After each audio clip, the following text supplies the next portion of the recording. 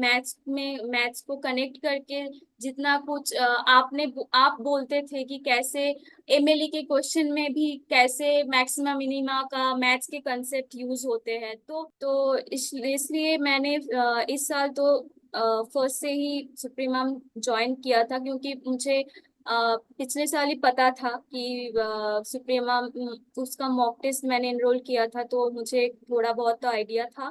ठीक है, तो ये जो लास्ट का 7 डेज था उसमें क्या किया था? क्योंकि वो बहुत प्रेशर वाला होता है, थोड़ा सा डर लगता है। टेस्ट क्लियर थे तो इसलिए बेसिक का तो नॉलेज था, पर इन डेप्थ कैसे सोचना है वो तो आप ही सिखाए। Supremum classes is the best for that.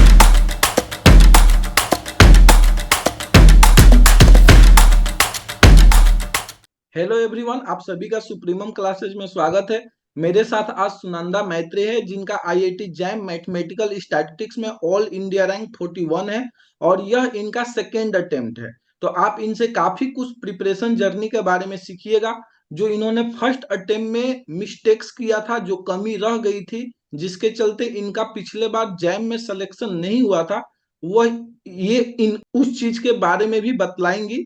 तो आप इस वीडियो में लास्ट तक बने रहिएगा। तो जो भी जैम 2025 के लिए प्रिपरेशन करना चाहते हैं या प्रिपरेशन करना स्टार्ट कर दिए है, यह टॉक उनके लिए काफी ज्यादा बेनिफिशियल होगा। तो मेरा नाम शशि भूषण है और मैं सुप्रीमम क्लासेज में मैथमेटिक्स एंड स्टैटिस्टिक्स से रिलेटेड एंट्रेंस एग्जाम की प्रिपरेशन कराता हूं। तो सुनंदा मैत्री, सबसे पहले आपको बहुत बहुत बधाई हो कि आपने इतना अच्छा रैंक गेन किया। Thank you sir. कैसा लग रहा है? सर अच्छा ही लग रहा है। पिछले साल तो इतना अच्छा नहीं हो पाए थे, 100 के ऊपर था रैंक, तो को इस साल कानपुर मिल जाएगा शायद, तो बहुत ही अच्छा लग रहा तो मैं चाहता हूं कि आप पहले अपने आप को इंट्रोड्यूस करो, फिर जैसे जैसे क्वेश्चंस होगा उसके अकॉर्डिंग हम प्रोसीड करेंगे। है। Hello everyone, my name is Sunanda Maiti and I am from Kolkata, West Bengal, and I've completed my graduation in statistics from St. Xavier's College, Kolkata in the last year, and this is my second attempt for JAM MS। तो ये बताइए कि जैसे कि आपने बताया कि ये आपका सेकेंड अटेम्प्ट है, तो फर्स्ट अटेम्प्ट में आपकी क्या कमी रही या क्या आपने मिस्टेक्स किया, कुछ आप बतला सकते हो? हाँ सर, पिछले साल जो मेरी सबसे ज्यादा गलती थी, मैंने सफिशिएंट मॉक टेस्ट नहीं दिया था। खैर मैंने तो सुप्रीमम का ही मॉक टेस्ट ज्वाइन किया था, पर काफी लेट हो गया था। मतलब जनवरी आते आते ही मैंने एनरोल किया था और 4 या 5 ही सिर्फ मॉक टेस्ट दे पाई थी। तो मुझे लगता है अभी कि वो मॉक टेस्ट ज्यादा से ज्यादा देना चाहिए था मुझे। और ये भी एक लगता है कि प्रिपरेशन जैम लेवल का पिछले साल नहीं था जो रहना चाहिए। मतलब इस साल जो भी था उससे बहुत ही कम प्रिपरेशन था पिछले साल, और पिछले साल का पेपर भी डिफिकल्ट था, तो कम प्रिपरेशन में तो वो निकालना डिफिकल्ट ही था बहुत। तो इसलिए मैंने इस साल तो फर्स्ट से ही सुप्रीमम ज्वाइन किया था, क्योंकि मुझे पिछले साल ही पता था कि सुप्रीमम उसका मॉक टेस्ट मैंने एनरोल किया था, तो मुझे थोड़ा बहुत तो आइडिया था, तो इसलिए इस साल मैंने फर्स्ट से ही मतलब कोर्स ज्वाइन किया था। ओके, तो ये बताइए कि जब आपने आईआईटी जैम दूसरी बार प्रिपरेशन करना स्टार्ट किया, तो आपने किस तरीके से स्टार्ट किया? पिछले साल जब सीयूईटी का हो गया था एग्जाम, तो अराउंड जून जुलाई उस टाइम पर ही मैंने सेकेंड अटेम्प्ट के लिए प्रिपरेशन स्टार्ट कर दिया था। आपने जो भी मतलब क्लास वाइज ही मैंने सब कुछ फॉलो किया था। आपने जो भी पढ़ाते थे, प्रैक्टिस सेट देते थे, वो सब मैंने थॉरोली फॉलो करने की कोशिश किया था। क्लास वाइज जो भी नोट्स होते थे, और सेकंड अटेम्प्ट था तो टाइम का इशू तो नहीं थे पिछले साल, मतलब 2023 में, तो सब कुछ अच्छे से मतलब कवर किया था। आपने जो पढ़ाए थे, अभिनव सर ने भी कुछ टॉपिक्स पढ़ाए थे, तो सब कुछ मिला के, और जो चैप्टर वाइज जो प्रैक्टिस सेट आप देते थे वो तो बहुत ही बेनिफिशियल था, तो वो मैं अच्छे से फॉलो किया था, तो वैसे। ठीक, ये बताइए कि चूंकि ये आपका सेकेंड अटेम्प्ट था, तो आपका पहले से भी काफी टॉपिक्स पढ़ा हुआ होगा। तो क्लास में जो टॉपिक चल रहा था, क्या आप कुछ खुद से भी एक्स्ट्रा टॉपिक कंप्लीट करने की कोशिश कर रहे थे? पिछले साल मेरा बेस तो बहुत ही क्लियर था, पर मैथ्स के कुछ टॉपिक्स को छोड़ के, तो इस साल मैं सब कुछ इन डेप्थ पढ़ने की कोशिश किया था। जो भी टॉपिक्स थे, आप तो पढ़ाते ही थे, से एक रिवीजन भी हो जाते थे।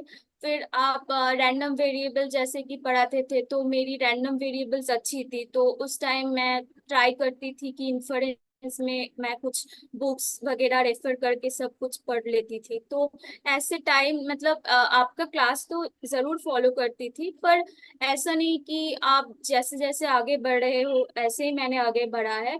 मैं जो भी टॉपिक्स होते थे उसके अलावा भी मैं जो भी टॉपिक्स में मेरा पिछले साल वीकनेस था वो मैंने कवर किया। जब मैं कोई भी टॉपिक कंप्लीट करता था तो बीच में 10 डेज कभी 7 डेज का गैप रहता था, तो तुम उस हाँ गैप में क्या करते थे? हाँ सर, वो गैप में तो आपके नोट्स देखती थी, और जो भी टॉपिक्स में मेरी वीक थे पिछले साल, जो कि मैथ्स के कुछ टॉपिक्स में बहुत ज्यादा मैं वीक थी, तो वो कवर करने की कोशिश किया था बुक्स रेफर करके।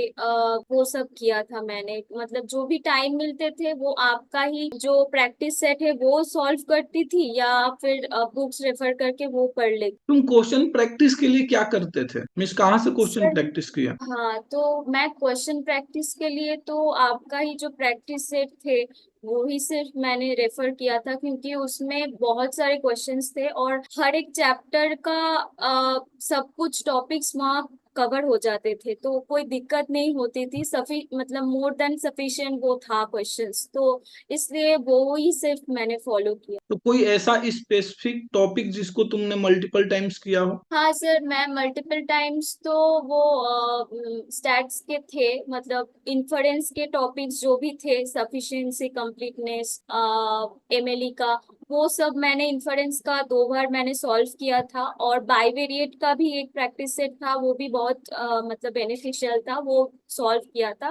वैसे तो मैं एग्जाम के पहले सभी मॉक मतलब प्रैक्टिस सेट एक बार देख लिया था, सॉल्व तो नहीं किया था पर एक बार देख लिया था, ताकि एक बार रिवाइज हो जाए सब कुछ। मतलब एक प्रैक्टिस सेट में हर टॉपिक का क्वेश्चंस रहते थे, तो रिवाइज करने में भी बहुत बेनिफिशियल था। ये मतलब तुमने तो टेस्ट स्टार्टिंग से पूरा दिया है, चाहे क्लासरूम क्लासरूम टेस्ट रहा हो या फिर तुम्हारा फुल लेंथ मॉक टेस्ट रहा हो या सिलेबस कंप्लीट होने के बाद जो टेस्ट रहा हो, तो तुमने अपने आप को इस सब के लिए मीन्स कैसे, मीन्स वो होता है ना, कंसिस्टेंट रखा कि नहीं मुझे हर एक टेस्ट देना ही देना है? हाँ सर, वो सेकंड अटेम्प्ट जो देते हैं तो उसका तो टाइम का इशू नहीं होता है, पर यही एक होता है कि कंसिस्टेंसी बहुत ज्यादा मायने रखता है। काफी बार डिमोटिवेशन तो आती ही थी जब कम मार्क्स आते थे मॉक टेस्ट पे, काफी डिमोटिवेटेड सब फील होते थे। फिर आप कॉल करते थे, अभिनव सर ने भी कॉल किया। वो समझाते कि ये सब टेस्ट सिर्फ मार्क्स के लिए मत दो, सीखने के लिए दो। सीख मतलब जो भी आप हाँ सर, और आप और अभिनव सर ने तो यही बोले टेस्ट सिर्फ सीखने के लिए दो, मार्क्स के लिए मत दो, और रैंक पे इतना ध्यान भी मत दो, क्योंकि असली असली जो एग्जाम में होता है वो तो मतलब आप इतना कुछ सीखे वो ही मायने रखता है। तो ऐसे आप तो सभी टाइम मतलब व्हाट्सएप पे वो वॉइस नोट्स तो भेजते ही थे मोटिवेट करने के लिए सभी स्टूडेंट्स को। तो वो सुन के, और आप जो मेहनत करते थे हमसे भी ज्यादा आप तो मेहनत करते थे, तो वो देख के तो डिमोटिवेशन आते भी था, तो फिर भी मतलब एक अंदर से कॉन्फिडेंस भी आते थे कि इतना मेहनत करे तो कुछ ना कुछ तो हो ही जाए, तो वैसे। जो तुम टेस्ट में गलतियां करती थी उसको तुम किस तरीके से देखते थे? हाँ, मैं जो टेस्ट में गलती करती थी वो मैं टेस्ट के बाद ही एनालाइज कर लेती, जो भी गलतियां मुझसे हो रही है वो एक नोटबुक थी मेरी, उसमें सब कॉपी कर ले, क्योंकि सिलेमिस्टिक्स मेरी बहुत ज्यादा होते थे, मतलब एडिशन, सब्ट्रैक्शन, फिर मल्टीप्लाई करना छूट जाते थे, तो वो सब मैं एक नोटबुक्स में लिख लेती थी। और सभी मॉक टेस्ट में कुछ ना कुछ नया तो सिलेमिस्टिक होता है। फिर लास्ट मतलब जो भी सिलेमिस्टिक था वो बहुत ही रिड्यूस हो गया था, क्योंकि मैं जब भी सेकंड टेस्ट देने जा रही थी तो पिछले मॉक टेस्ट का जो भी मैंने गलती किया था वो सब मैं देख लेती थी एक बार, फिर दूसरा मॉक टेस्ट देख मतलब देने के लिए बैठती। तो ऐसे करते करते जनवरी लास्ट तक बहुत ही मिस्टेक रिड्यूस हो गए थे। तो ये बहुत इम्पोर्टेंट है कि आप मिस्टेक्स को देखिए और उसको एनालाइज एनालाइज कीजिए कि कैसे कैसे आप मिस्टेक करते हो, क्योंकि एक ट्रेंड होता है सभी स्टूडेंट का कि ऐसे ऐसे मिस्टेक ज्यादा होते हैं हमसे। तो ये आप एनालाइज करना, मॉक टेस्ट देना तो बहुत इंपॉर्टेंट है, पर से भी ज्यादा इम्पोर्टेंट है आप एनालाइज कीजिए, आपके गलतियों से सीखिए, तो बहुत ही बेहतर। ये बताइए कि तुमने एक टेस्ट को कितने बार दिया होगा? सर एक टेस्ट मतलब आप तो बोलते थे कि जनवरी तक आते आते, मैंने तो सभी मॉक टेस्ट टाइम से ही दिया था, तो टाइम का इशू नहीं था। मैंने 2 बार दिया था, सभी मॉक टेस्ट 2 बार दिया था। कुछ मॉक टेस्ट को छोड़ के, पहले की कुछ मॉक टेस्ट को छोड़ के मैं सभी मॉक टेस्ट 2 बार अटेम्प्ट किया। जैसे तुमने बतलाया था कि तुम क्लास के पैरेलल ही थी, तो तुम्हारा भी तो सिलेबस 20 सितंबर तक कंप्लीट हो गया होगा ना अच्छे से? हाँ सर, हाँ सर, वो सितंबर के एंड तक तो मैंने सभी कंप्लीट तो हो गया था, और बहुत अच्छे से ही कंप्लीट हुआ। पिछले साल जितना भी वीक पॉइंट्स मेरी थे सिलेबस में, तो वो सब आपसे मतलब मैथमेटिक्स पोर्शन तो आपने बहुत अच्छे से कवर किया। मैंने तो और कोई भी बुक्स या कुछ भी रेफर नहीं किया, आपका ही सिर्फ नोट्स मैंने फॉलो किया था, और एक इसके मापा का जो रियल एनालिसिस का बुक है वो ही सिर्फ मैंने फॉलो किया था। और स्टैट्स में भी आपने बहुत कुछ अच्छे से मैथ्स में कनेक्ट करके बहुत कुछ अच्छे से सिखाए थे। वो बहुत ज्यादा मतलब इंटरेस्टिंग लग रहा था स्टैट्स में, तो वो भी मैं सब कुछ आपके लेक्चर्स तो देख ही लेती, तो बहुत अच्छे से सब कुछ कंप्लीट हो गया। अच्छा, तुमने पिछले बार स्टैट्स पढ़ा था और इस बार भी तुमने पढ़ा, कितना कुछ नया सीखने को मिला होगा? सर बहुत कुछ, मतलब स्टैट्स तो पिछले साल भी मैंने पढ़ा था, पर इतना अच्छे से डेप्थ मतलब सोचने का जो तरीका है वो तो मुझसे नहीं होता था कि कैसे सोचना है।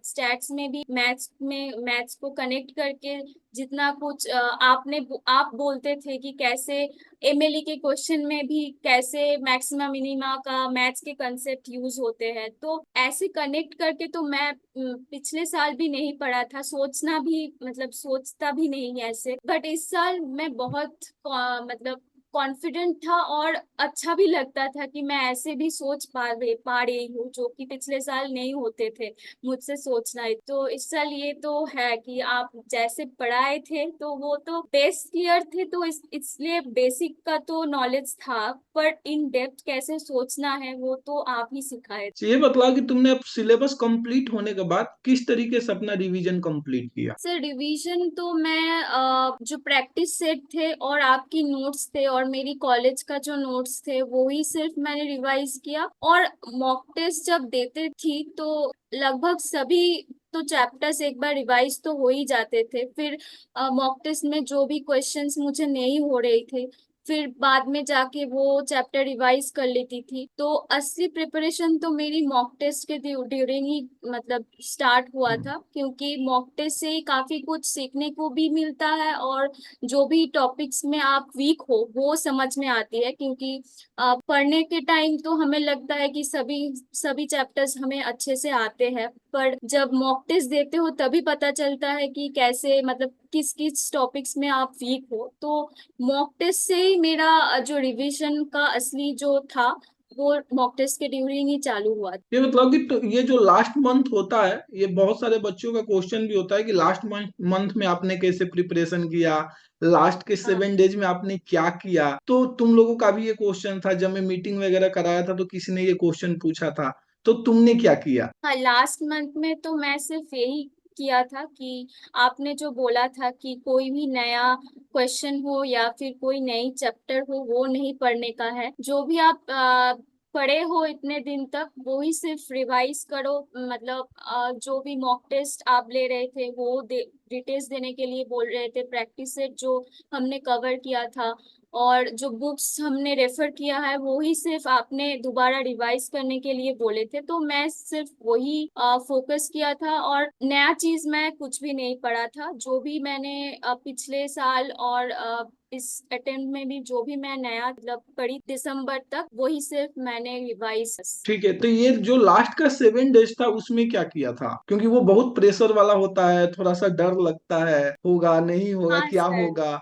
तो इस हाँ फियर का कैसे सामना किया? सर, लास्ट 7 डेज तो मैं सिर्फ एक एक दिन में एक PYQ लेती थी, और उसको दिमाग में, मतलब उसका जो क्वेश्चन का सल्यूशन मैं दिमाग में सोचने के लिए कोशिश करती थी, क्योंकि आप बोलते थे कि दिमाग में जितना ज्यादा सोचोगे उतना ज्यादा अच्छा होगा वो चैप्टर। तो मैं वही करती थी कि एक एक दिन एक एक PYQ, और आपके जो मॉक टेस्ट थे, कुछ इम्पोर्टेंट मॉक टेस्ट थे, वही मैंने सिर्फ देख के सोचने की कोशिश करती थी कि कैसे कैसे प्रोसीड करना है, कैसे कैसे वो आगे हम बढ़ सकता है। कुछ कई तरह की वेज होती है एक क्वेश्चन को सॉल्व करने के।